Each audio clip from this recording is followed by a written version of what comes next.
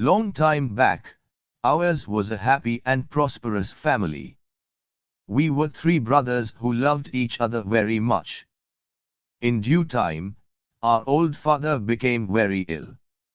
He left for heaven and willed each of us 1,000 gold dinars. We were clever, so we invested in various shops and soon became well-to-do merchants. One day my eldest brother had the idea of expanding his trade connections in other kingdoms. He decided to travel to other lands across the sea for this purpose. He then sold all his shops, luxury items and the house to get some money. For buying a variety of goods, he set sail in a beautiful trade ship. Nearly a year went by, but we heard nothing from him. One afternoon, as I sat fanning myself at the shop, a beggar approached me.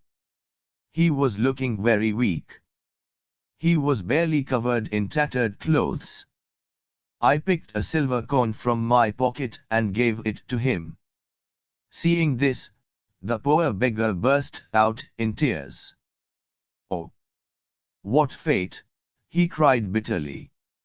"A brother is giving another alms in pity." I gave him a second look. Suddenly I recognized him to be my eldest brother. I consoled him and took him home. After a warm bath and some delicious hot lunch, my brother told me his sad tale. He said that he could not earn as much as he had invested in his new ventures.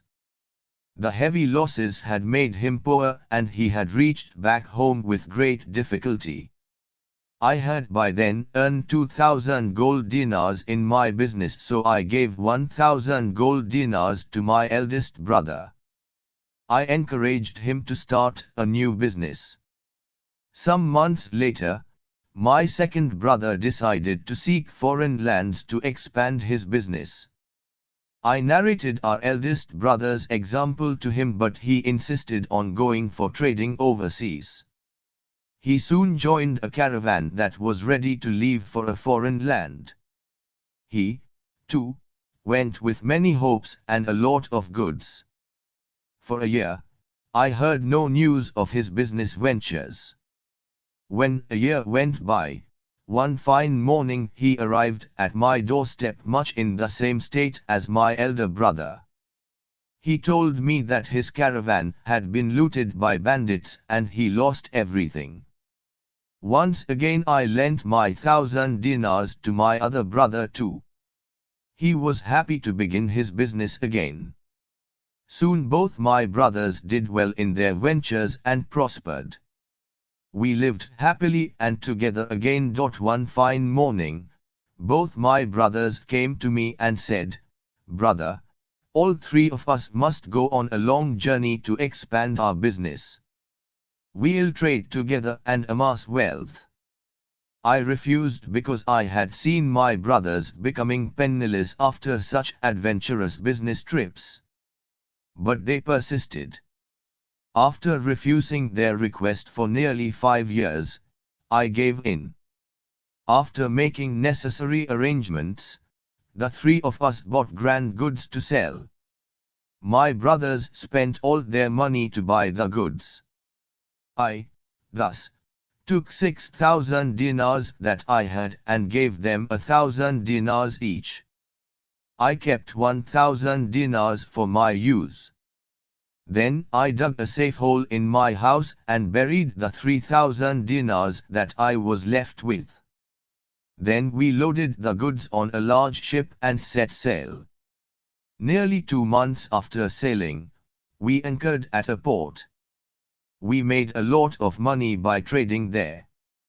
When we got ready to leave, a beautiful but poor woman approached me. She bowed to me and kissed my hand. Then she said, "Sir, please be kind enough to accept me as your wife. I have nobody to care for me and nowhere to stay." I was taken aback. I said, "Dear woman, I don't even know you. How can you expect me to marry a stranger?" The woman pleaded tearfully and persuaded me to take her as my wife.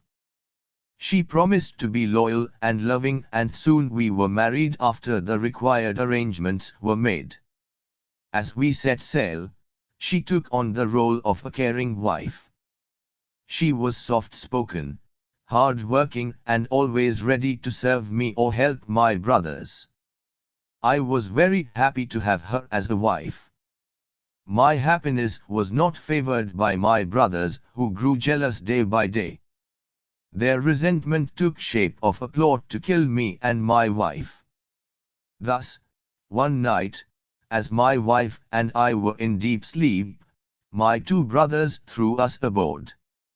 My wife, who was a fairy, used her powers to save both of us. Soon I found ourselves on an island. Then my wife said, "Dear, I am a fairy. I married you for I saw a kind-hearted man who would be a fit husband for me. You have taken good care of me, but I am very hurt and angry at the way your ungrateful brothers have treated you. I'll punish them by sinking their ship."